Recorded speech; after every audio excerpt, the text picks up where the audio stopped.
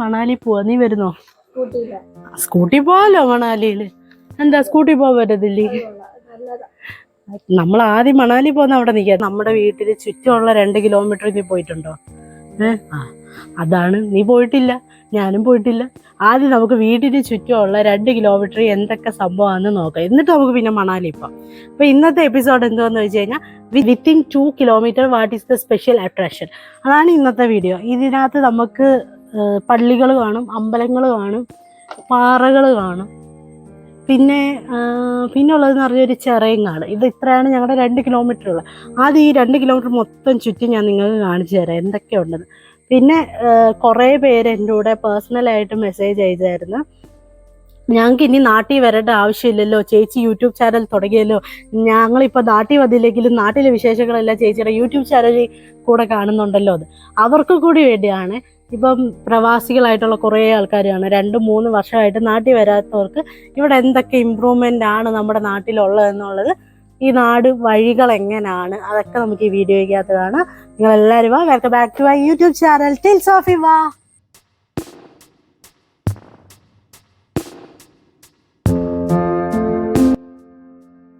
അങ്ങനെ നമ്മളിവിടെ യാത്ര തുടങ്ങുകയാണ്. നമ്മൾ സ്കൂട്ടിയിലാണ് കേട്ടോ പോകുന്നത്.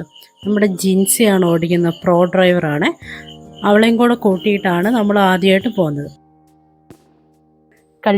ഫസ്റ്റ് കൾച്ചർ എന്ന് പറഞ്ഞാൽ ഞാൻ വിശ്വസിക്കുന്നത് നമ്മുടെ സ്കൂളിൽ നിന്നായിരിക്കണം. അപ്പം ഈ നാട്ടിലെ ആദ്യത്തെ അംഗൻവാടി കാണാം. മാതാപിതാ ഗുരു ദൈവം എന്നല്ലേ. മാതാപിതാവ് വീട്ടിലുണ്ട്, ഇനി ഗുരു ദൈവത്തെ കാണാം. ഇപ്പം നമുക്ക് എന്തായാലും ഗുരുവിനെ കാണാം. ഇത് ഞങ്ങളുടെ നാട്ടിലെ അംഗൻവാടിയാണ്. ഏകദേശം 40 വർഷത്തോളം പഴക്കമുണ്ട് ഈ അംഗനവാടിക്ക്. ഈ നാട്ടിലെ മിക്ക ആൾക്കാരും പഠിച്ചത് ഈ അംഗനവാടിയിൽ നിന്നാണ്. അവർക്കൊന്നും ഇത് മറക്കാൻ പറ്റത്തില്ല. കാരണം അവരുടെ ചുവടുകൾ തുടങ്ങിയതേ ഈ അംഗനവാടിയിൽ വെച്ചായിരിക്കും. പാട്ടുകളും കഥകളും ABCDകളും എല്ലാം പഠിച്ചത് ഇവിടെ നിന്ന്. കുട്ടികളൊക്കെ ഉറങ്ങുകയായിരുന്നു. ഇവിടെ വന്ന് കണ്ടപ്പോൾ എന്തൊക്കെ മാറ്റങ്ങൾ ഇവിടെ ഉണ്ടെന്നാണ് ഞാൻ ആദ്യം നോക്കിയത്. പഴയ കാലത്തിൽ നിന്ന് ഇപ്പോൾ വന്നപ്പോഴത്തേക്ക് എന്തോരം മാറ്റമാണെന്നറിയാമോ? കാരണം കുറേ ക്രാഫ്റ്റുകൾ, ഇതെല്ലാം ഇവിടെ ടീച്ചർമാരായിരിക്കും ഉണ്ടാക്കി വെച്ചേക്കുന്നത്, അതറിയാം. ആതിര ടീച്ചർ, ഷീല ടീച്ചറുമാണ്. അവർ ഭയങ്കര ആക്റ്റീവായിട്ടുള്ള 2 ടീച്ചേഴ്സാണ്. ഈ പിള്ളേർക്കൊക്കെ പാട്ടുകളും കഥകളും എല്ലാം പഠിപ്പിച്ചു കൊടുക്കും. അങ്ങനെ ഞാനിവിടെ കണ്ടപ്പോഴത്തേക്ക് കുറേ ഐറ്റംസ് ഇവിടെ വെച്ചേക്കുന്നത്. ഞാനൊക്കെ പഠിച്ച സമയത്ത് അംഗനവാടിയിൽ കുറച്ച് എഞ്ചുവടികളും ചിലപ്പോൾ 2-3 പോസ്റ്റേഴ്സും അങ്ങനെയൊക്കെ ഉള്ളായിരുന്നല്ലോ.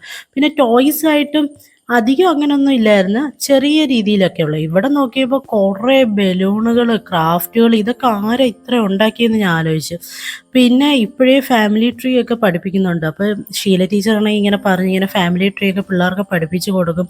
കുറേ കാര്യങ്ങൾ ഇവിടെ പഠിപ്പിക്കുകയൊക്കെ ചെയ്യുന്നു. ഇത് കണ്ടപ്പോൾ നല്ല സന്തോഷം തോന്നി. പിന്നെ കുറേ ടോയ്സ് ഒക്കെ ഉണ്ടായിരുന്നു, പുറത്ത് സൈക്കിളൊക്കെ ഉണ്ടായിരുന്നു. പിന്നെ ഇന്ന് ഇവർക്ക് ഫുഡ് ചപ്പാത്തിയും മുട്ടക്കറിയായിരുന്നു. അങ്ങനെ ഗുരുവിനെ നമ്മളിപ്പം കണ്ട്, ഇനി നമുക്ക് ദൈവത്തെ പോയി കാണാം.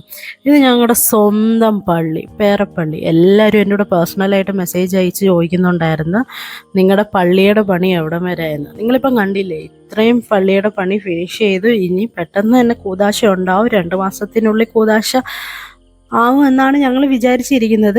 ബാക്കി ഇതിൻ്റെ ഇൻറ്റീരിയർ ഒന്നും ഞാൻ കാണിക്കുന്നില്ല. അതെല്ലാം ഞാൻ ഇപ്പോൾ സീക്രട്ടായിട്ട് വെച്ചിട്ട് ഇനി പിന്നെ കാണിക്കാമെന്ന് വിചാരിച്ച് വെച്ചേക്കും. അതുകൊണ്ട് വേറെ ഒന്നും തോന്നരുത്. അതുകൊണ്ട് ഞാൻ അകത്തോട്ടൊന്നും കയറാൻ. ഞങ്ങൾ ഇപ്പം പോകുന്ന പള്ളി എന്ന് പറഞ്ഞു കഴിഞ്ഞാൽ ഈ പള്ളി, ഇതിൻ്റെ തൊട്ടപ്പുറത്തുള്ള പള്ളിയാണ് സെൻറ്റ് പീറ്റേഴ്സ് പള്ളി. ഇത് മർത്തോമ ചർച്ച് തന്നെയാണ്. ഇതാണെങ്കിൽ കുറേ പടികളുണ്ട്. പടികളെല്ലാം കയറി കടന്ന് മേളിലൊരു പള്ളി. അടിപൊളി ആംബിയൻസ് ആണ് ഈ പള്ളിയുടെ ഇവിടെ നിന്ന് കാണുമ്പോഴത്തേക്ക്. പള്ളി ഓൾറെഡി അടച്ചിട്ടേക്കാണ്. ഇവിടുന്ന് നോക്കുമ്പോഴത്തേക്ക് മലകൾ, കുന്നുകൾ. ഒരു മഴയും കൂടെ പെയ്തിരുന്നെങ്കിൽ ക്ലൈമറ്റ് അടിപൊളിയാണ്. ഞങ്ങളിപ്പോൾ വന്ന് പ്രാർത്ഥിക്കുന്നത് ഇവിടാണ്. ഞങ്ങളുടെ പള്ളി പൊളിച്ചിട്ടേക്കുന്നതുകൊണ്ട് എല്ലാ ഞായറാഴ്ചയും ഞങ്ങൾ തൊട്ടപ്പുറത്തെ പള്ളിയിലേക്ക് വന്ന് ഇവിടെ നിന്ന് പ്രാർത്ഥിച്ചിട്ട് ഞങ്ങൾ പോകും. അങ്ങനെ 4ാമത്തെ ലൊക്കേഷൻ തേടി പോവാണ്. പള്ളി കഴിഞ്ഞ് കുറച്ച് അങ്ങോട്ട് വരുമ്പോൾ അടുത്തൊരു IPC ബെന്തിക്കോസ്ത് ചർച്ച്. ഞാനിവിടെ ആദ്യമായിട്ടാണ് വരുന്നത്. എൻട്രൻസിൻ്റെ അവിടെ എഴുതി വെച്ചിട്ടുണ്ട്, എൻ്റെ ആലയം പ്രാർത്ഥനാലയം എന്ന് വിളിക്കപ്പെടും. അതെനിക്ക് ഇഷ്ടപ്പെട്ടു. അങ്ങനെ ചർച്ചിൽ നിന്ന് ഇറങ്ങി നേരെ ഇനി നമ്മളിനി അടുത്ത ലൊക്കേഷനിൽ പോകുന്നത് സ്കൂളാണ്, MM LP സ്കൂള്. എൻ്റെ പപ്പയൊക്കെ പഠിച്ചത് ഈ സ്കൂളിലാണ്. എനിക്ക് തോന്നുന്നു എൻ്റെ പപ്പയുടെ പപ്പയും ആൻറ്റിമാരും അങ്കിളുമാരും എല്ലാം പഠിച്ചത് ഈ സ്കൂളിലാണ്. ഞാൻ അവർക്ക് എല്ലാവർക്കും വേണ്ടി ഡെഡിക്കേറ്റ് ചെയ്യുന്നു ഈ സ്കൂൾ. ഈ മണി നിങ്ങളാരും മറന്നു കാണത്തില്ലല്ലേ? എന്തൊരു ഒച്ചയായിരുന്നു പണ്ടൊക്കെ. പണ്ടാണെങ്കിൽ ഇവിടെ ഈ ബിൽഡിംഗ് ഒന്നുമില്ല, ഈ ഓടിട്ട കെട്ടിടം മാത്രമേ ഉള്ളായിരുന്നു. പിന്നെ അവരിപ്പോൾ ഓടിട്ട കെട്ടിടം അതേപോലെ നിർത്തിയിട്ട് ബിൽഡിങ്ങും കൂടെ വെച്ചിട്ടുണ്ട്. ഈ വീഡിയോ കാണുമ്പോൾ പലർക്കും പല ഓർമ്മകളൊക്കെ തോന്നാറുണ്ടാവും. നിങ്ങളും ഓർമ്മയൊക്കെ ഓർത്ത് അവിടെ ഇരിക്കുന്നേ. എനിക്ക് ഉള്ള ഓർമ്മയെന്ന് പറഞ്ഞു കഴിഞ്ഞാൽ ഞാനിവിടെ VBS പഠിച്ചിട്ടുണ്ടായിരുന്നു, അതിൻ്റെ ഒരു ഓർമ്മകളുണ്ടായിരുന്നു. അങ്ങനെ ഇവിടെ ഈ VBSന് വരുന്ന സമയത്ത് അവിടെ മണിയൊച്ച കേൾക്കുമെന്നൊക്കെ ഞാൻ പറഞ്ഞില്ലായിരുന്നു. അന്ന് ആ VBS സ്കൂളിൽ പഠിച്ചതിൻ്റെ ഓർമ്മയാണ്. അപ്പോൾ അവിടെ വരും, സ്കൂളിൽ വരും, ഉച്ചയാകുമ്പോഴത്തേക്ക് ഓടി വരുന്നത് ഈ ചിറയിലാണ്. എനിക്ക് അത്രത്തോളം ഇഷ്ടമുള്ളൊരു ചിറയായിരുന്നു. പക്ഷെ ഞാൻ അന്നൊന്നും ഈ ചിറയിൽ ഇറങ്ങിയിട്ടൊന്നുമില്ല. പക്ഷെ പേടിയാണ്, വീട്ടുകാർ പറയും മോളെ ആ ചിറയിൽ പോവല്ലേ, ചിലപ്പോൾ അറിയാൻ പറ്റത്തില്ല, നല്ല ആഴമുള്ള ചിറയാണ്, ഇറങ്ങല്ലേ എന്നൊക്കെ പറഞ്ഞു വിട്ടിട്ടാണ് നമ്മളെ VBSന് വിടുന്നത്. ഇവിടെ ഇങ്ങനെ വന്നിട്ട് ഇങ്ങനെ നോക്കി ഇങ്ങനെ ഇരിക്കും. ഇതിനകത്താണെങ്കിൽ ഫുള്ള് ആമ്പലായിരുന്നു. ഇപ്പം ആമ്പലൊന്നുമില്ല, ഇപ്പോൾ ഇത് നവീകരിച്ചതാണ്. ഇതിൻ്റെ ആഴം ഞാൻ കണ്ടിട്ടുണ്ട്, കാരണം ഇത് പണിയുന്ന സമയത്ത് അവർ ഈ വെള്ളം മൊത്തം വറ്റിച്ചായിരുന്നു. ഇതിൻ്റെ ആഴം എനിക്ക് നല്ലതായിട്ട് അറിയാം, ഭയങ്കര ആഴമാണ്. അവിടെ ആ സൈഡിൽ അവർ കയറിട്ടിട്ടുണ്ട്. ആ കയറിട്ടതിൻ്റെ അപ്പുറത്തേക്ക് പോകാനേ പറ്റത്തില്ല, കാരണം ചിലപ്പോൾ അറിയാൻ പറ്റത്തില്ല, അത്രത്തോളം ആഴം ഇതിനുണ്ട്. പക്ഷെ ഇവിടെ ആൾക്കാരൊക്കെ വരും, വൈകിട്ടാകുമ്പോൾ കുറേ പേര് വന്ന് കുളിക്കുകയൊക്കെ ചെയ്യും, നീന്തിയൊക്കെ ചെയ്യും. അങ്ങനെ ഞങ്ങളുടെ നാടിൻ്റെ അടിപൊളി ഒരു സ്വത്താണ് ഈ അമ്പലച്ചിറ, അമ്പലക്കുളം എന്ന് പറയും. ഇത് ആക്ച്വലി പഞ്ചായത്തിൻ്റെ കുളമാണ്, പക്ഷെ അമ്പലത്തിനോട് ചേർന്ന് നിൽക്കുന്നതുകൊണ്ട് ഇത് അറിയപ്പെടുന്ന അമ്പലച്ചിറ എന്ന് പറഞ്ഞിട്ടാണ്. ചിറ വരെ വന്നു കഴിഞ്ഞിട്ട് ഇനി അമ്പലം കാണാതെ പോകുന്ന മോശമല്ലേ? അപ്പോൾ ഇനി അടുത്ത ലൊക്കേഷൻ എന്ന് പറയുന്നത് അമ്പലമാണ്.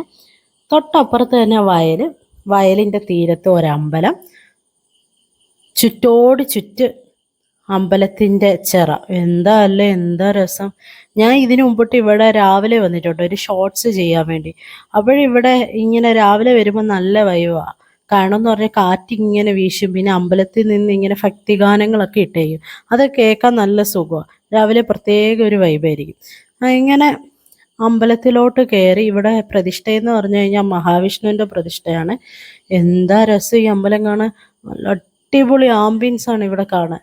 അമ്പലം തന്നെ ഒരു രക്ഷയില്ലായിരുന്നു. ഇത് ചുറ്റോട് ചുറ്റുണ്ട്, ഒത്തിരി ഉണ്ട്. തൊട്ടപ്പുറത്ത് തന്നെ ഒരു ആൽവൃക്ഷമുണ്ട്, അത് അവർ കെട്ടിയിട്ടിട്ടുണ്ട് ആൽത്തറ പോലെ, നമുക്ക് അവിടെ ഇങ്ങനെ ഇരിക്കാം സൈഡിലോട്ട്. പിന്നെ അതിൻ്റെ തൊട്ടപ്പുറത്ത് സെപ്പറേറ്റ് ആയിട്ടൊരു ശ്രീകോവിലുണ്ട്. ഇവിടെ എനിക്ക് തോന്നിയത് ഒരു നന്ദി വിഗ്രഹമാണ് എനിക്കവിടെ കാണാൻ കഴിഞ്ഞത്. എനിക്ക് തോന്നുന്നു ഇവിടെ ശ്രീകോവിൽ സെപ്പറേറ്റ് പ്രതിഷ്ഠയായിരിക്കാം, ഒന്നുകിൽ ശിവൻ അല്ലെങ്കിൽ പാർവതി. കറക്റ്റ് ആരാണ് ഇവിടെ പ്രതിഷ്ഠയെന്ന് എനിക്ക് അറിഞ്ഞൂടാ.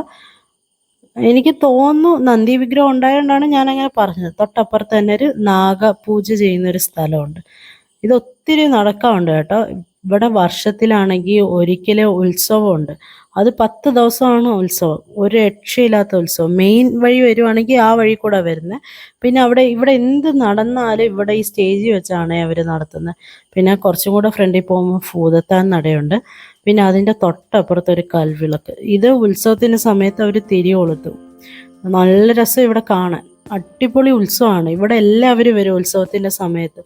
എല്ലാ മതവിഭാഗത്തിലുള്ളവരും ഇവിടെ വരും, ഹിന്ദു ആണെങ്കിലും ക്രിസ്ത്യൻ ആണെങ്കിലും മുസ്ലിം ആണെങ്കിലും ഇവിടെ വരാറുണ്ട്, ഉത്സവം പങ്കെടുക്കാറുണ്ട്, ആ ഉത്സവം ആൾക്കാർ ആഘോഷിക്കാറുമുണ്ട്.